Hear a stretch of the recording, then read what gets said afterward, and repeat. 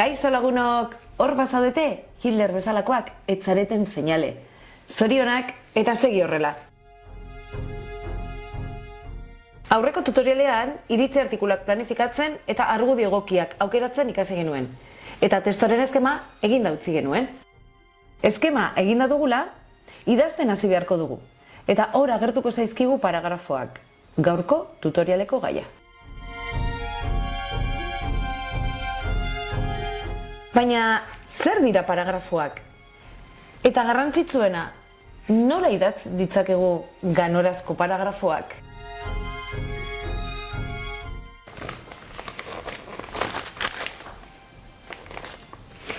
Iritzi artikuletan paragrafoak nolakoak diren aztertzeko, iritzi artikuletara jo dut. Eta gauden gara ikusita, gaur 2008ko apirilaren 3 da, ez asmatu nolako gaiak aurkitu ditudan. Koronavirusa, eta hau desberdina da, eskerrak, COVID-19. Bueno, bila eta bila ibili naiz, eta azkenean, Onintzen Baitaren artikulu bat aukeratu dut. Izenburua, desobedientzia. Eta gaia zera da, gobernuak debekatu egin die hortura joatea baserritar profesionalak ez direnei. Onintza baserritarra da, baina ez da baserritik bizi. Hortaz, ez dauka hortura joaterik, eta ez dago oso konforme. Iritzia dirazteko, 4 ideia azaldu nahi izan dizkigu. Lehenengoa, baserritar profesionala ez denez, ezin dela hortura joan. Bigarrena, batzuek bestela pentsatu arren, baserrien bizitzea ez dela privilegio bilakatu pandemia garaian ere. Hirugarrena, ekonomiak martzan segitu behar badu, berak hortua zaintzen jarraituko duela. Eta laugarrena, ez duela kasurik egiteko inolako asmorik. 4 ideia azaldu nahi izan ditu eta 4 paragrafo idatzi ditu.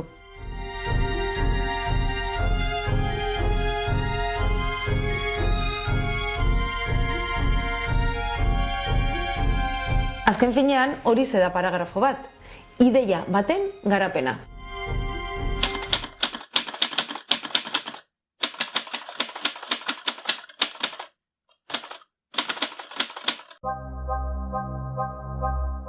Lehen esan dudan bezala, paragrafoa ideia bat adierazteko unitatea da. Barruan ideia nagusia eta osagarriak egon daitezke. Baina kontuan hartu, esaten dugun guztiak, lotura izan behar duela ideia nagusiarekin. Eta hori esan da, ariketatxo bat proposatuko dizuet. Paragrafo honetan, lekuz kanpoko esaldi bat sartu diogu Onintzari. Ez asmatu zein. Barkatuko didate gure agintariek, baina ez daukat obeditzeko asmorik. Confebask ekonomiaren martxan ibilia beharrazari zait, eta nik ezin dut patatarik erein. Langile asko kexatu dira gainera, prebentzio neurriak hartzen ez direlako. Ez daukat gure hortua belarrez eta sasiz bete arte begira egoteko asmorik. Eta ez daukat hortuan nabilenean ezkutatzeko gogorik ere. Aurkitu duzu ez da? Ikus dezagun. Paragrafo honetan, prebentzio neurrien kontuak ez du lekurik, beste gai bada. Eta aipatu nahi izango bagenu, beste paragrafo batean idatzi beharko genuke.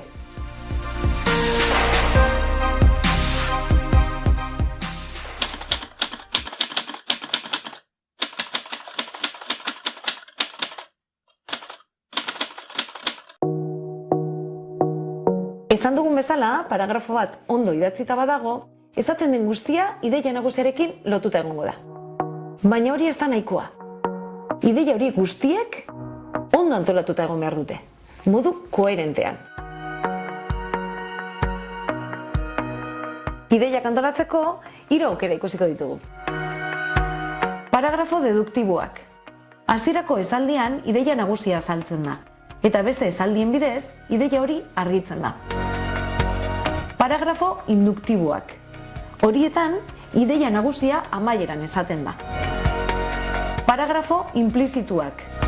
Horietan, ideia nagusia ez da berez esaten, irakurleak ondorioztatu behar du. Baina burua gehiagin nekatu nahi ez baduzu, eta esaten duzuna ulertzea nahi baduzu, aholku bat, erabilizazu lehenengo motakoa, paragrafo deduktiboa. Idatzi hasieran ideia nagusia. irakurleak zer esan nahi duzun argi izan dezan. Eta jarraian, bestelako ideiak nagusia argiago gera dadin. Honintzaren lehenengo paragrafoa mota horretakoa da. Eta honela hasten da. Ezin gara baratzera joan. Hala esan dute. Baserritik bizi direnak edo jarduera profesionala dutenak bai, besteak ez. Honintzak lehenengo esaldi horretan paragrafoaren ideia nagusia argi utzi du. Ezin naiz hortura joan, baserritar profesionala enaizelako. Gainerako esaldi guztiek ideia hori osatzeko helburua dute. Zer gertatuko da gure aberekin? Bazka erosi beharko diegu? Noren mesederako da neurri hau?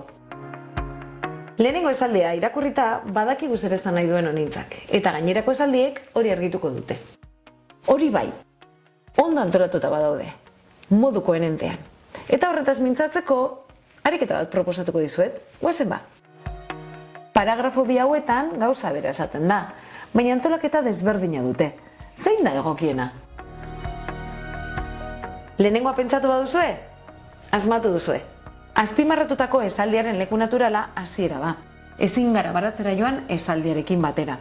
Beste leku batean idatziz gero, paragrafoaren ibilbidea apurtuko du. Irakurlea saltoka ibiliko da ideia batetik bestera.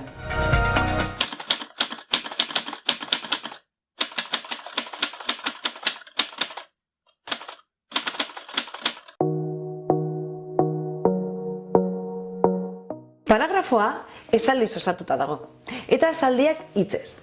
Testua ondo ulertu ahal izateko, hitzek eta esaldiek ondo lotuta egon behar dute. Esaldien arteko kohesioa lokailoen eta testu antolatzaileen bidez lortzen da. Eta argudiozko testuetan honako hauek izaten dira ohikoenak. Goazen aztertzera. 1. Informazio kontrajarriak lotzeko balio dutenak. Konfinamendua neurri egokia den arren, ezinbestekoa da abereak zaintzea. Edo beste hau. Gu ezin gara hortura joan. Ekoizle profesionalak ordea, arazorik gabe. Lokailu horien artean, kontzesiboak, hautakariak eta aurkaritzakoak aurkituko ditugu. 2. Kausa ondorio erlazioa adierazteko lokailuak, arrazoiak azaltzekoak. Abereak zaindu behar ditugu. Beraz, ezinbestekoa dugu etxetik ateratzea. Kausalak eta kontsekutiboak ditugu hemen. 3. Informazio gehiago eranzteko lokailuak. Hortuko produktu guztiak galduko ditugu eta horrez gain animaliak ere hilko zaizkigu. 4. Iruzkinak egiteko lokailuak. Neurri horiek betikoen mesederako hartzen dira, hau da, ekoizle handiak gehiago aberasteko. Eta praktikara joan da, zein lokailu eta antolatzaile erabiliko zenituzkete kasu hauetan?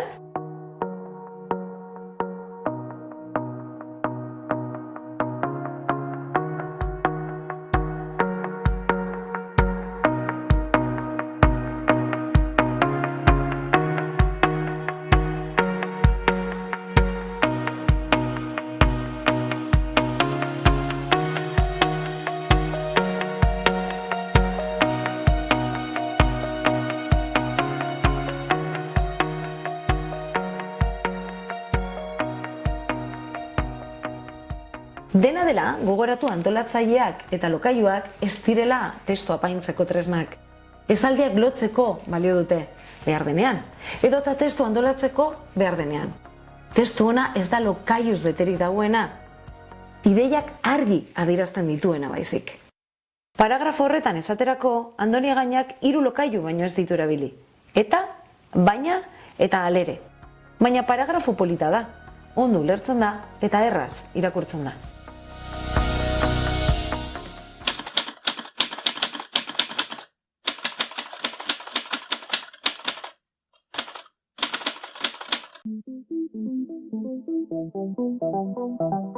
Testu batzuk oso egokiak izaten dira ardiek loarazteko. Beste batzuk arinak dira, erraz irakurtzen dira, erritmoa dute. Ea zer iruditzen zaizuen ondokoa. Bagenuen lagun bat adinean aurrera joan ahala, gero eta torero hobea zena. Gure lagunak pasioz kontatzen zuen zer plazatan toreatu izan zuen, zeinen zezen handiak jartzen zizkioten, zer nolako txalo zaparradak entzuten zituen. Ibilia zen zerbait, baina ez urrik ere lagunak kontatzen zuen modura. Hala ere, lagunaren balentriak entzutera ohituak geundenok ez genuen sekula gezurtitzat hartu, gezurra, definizioz, engainatzeko asmoz pentsatzen edo sentitzen duzunaren aurkakoa esatean baitatza, eta gure lagunak ez zuen inor engainatu nahi izaten, bere errealitate desitxuratuaren berri eman baizik. Paragrafo hori Andoni Egañarena da, lehen ikusi duguna. Baina apur bat desitxuratua. Erritmoa apaldu diogu. Baina nola? Hasteko hitz batzuk gehiegitan errepikatu ditugu beharri gabe. Gure laguna, gure laguna, gure laguna... Hitz berberak behin eta berriz irakurtzea astuna egiten da. Eta Andonik honela konpondu du. Bigarren esaldian gure laguna ezabatu egin du, ez dago beharrik. Badakizun hori buruz ari den. Hirugarrenean eta laugarrenean bera izen ordain erabili du laguna ordezteko. Bosgarrenean honela egin du. Laguna hitzaren ordez, toreroa idatzi du. Toreroa omen zen laguna. Erritmorako beste arazo bat, azken esaldi izan daiteke. Halere, lagunaren balentriak entzutera ohituak geundenok ez genuen sekula gezurtitzat hartu, gezurra, definizioz, engainatzeko asmoz pentsatzen edo sentitzen duzunaren aurkakoa esatean baitatza, eta gure lagunak ez zuen inor engainatu nahi izaten, bere errealitate desitxuratuaren berri eman baizik. Kilometrikoa. Ondo dago, paragrafo baten barruan esaldi laburrak eta luzeak tartekatzea, baina kontuz esaldi luzeekin, irakurlea nahastu eta nekatu egin dezakete. Andonik bere testuan 3 esaldi laburrago egin ditu, puntuak jarrita, irakurleak haizea hartzeko. Halere, lagunaren balentriak entzutera ohituak geundenok ez genuen sekula gezurtitzat hartu. Gezurra, definizioz, engainatzeko asmoz pentsatzen edo sentitzen duzunaren aurkakoa esatean baitatza. Eta gure lagunak ez zuen inor engainatu nahi izaten, bere errealitate desitxuratuaren berri eman baizik. Horrela askoz erosago irakurtzen da, ezta?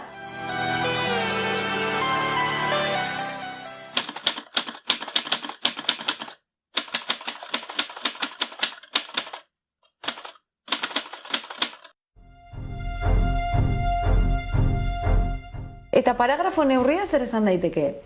Ezer gutxi. Denetariko paragrafoak aurki ditzakegu. Batzuk labur-laburrak, hauen modukoak. Esaldi horiek paragrafo batean idatzen ditezke, baina idazleak 3 paragrafotan idatzi ditu. Zertarako? Inpaktua sortzeko irakurlearengan. Errekurtso bat da. Bling bat. Tinderren match bat. Zure mugikorraren garaipen soinu bat. Eskumaran zeraman duzun norbaitek gauza bera egiten duenean zure argazkiarekin. Eta paragrafo oso luzeak aurki ditzakegu. Lehoien estaria liburuak esaterako 104 orrialde ditu eta 2 paragrafo baino ez. Atera kontuak. Nire aholkua erdibidera jotzea. 5-15 lerro bitarteko paragrafoak egitea irakurleak gehiegi ez nekatzeko. Hori bai, aurreko ezaugarri guztiak ondo zainduta. Unitatea, koherentzia, kohesioa eta ritmoa. Horiek markatuko dizute luzera egokia.